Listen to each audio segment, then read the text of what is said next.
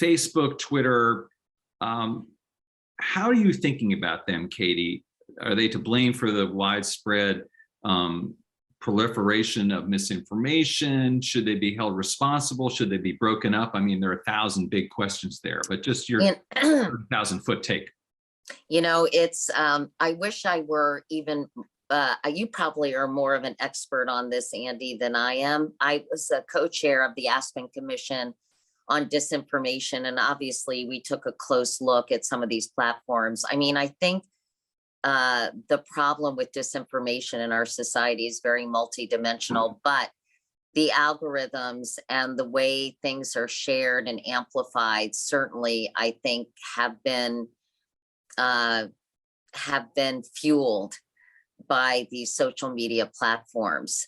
You know, it's also lack of trust in mainstream media or more traditional media outlets, and also the democratization of information where everyone who has a digital device or an iPad or a computer can spread misinformation and disinformation and malinformation. And so I think that we really do need to take a close look at the liability of some of these platforms that claim they are not a publisher, that they're just a platform.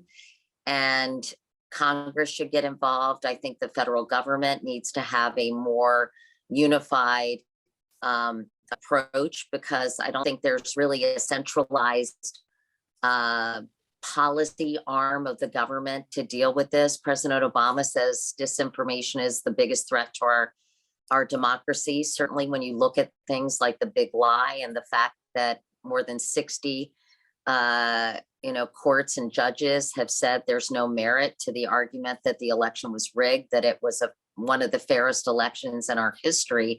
But the fact that this persists, that a huge percentage of the public, and particularly the Republican Party, continues to believe that the election was rigged. Obviously, they're getting this information and it's being reinforced over and over again.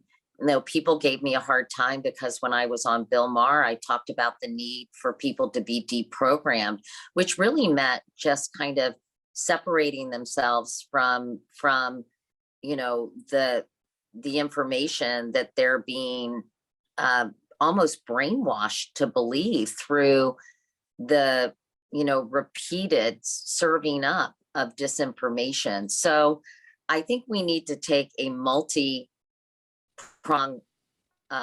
approach, Andy, and get everyone involved. And I think that people who spread it, who are quote unquote super spreaders, should be held liable for spreading this disinformation, whether it's about COVID or vaccines or about Sandy Hook.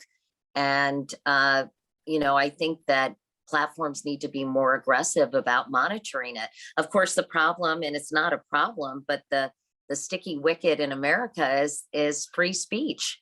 And how do you balance free speech with the need to have outright lies be removed and not see the light of day, where unfortunately an audience is receptive to believing them?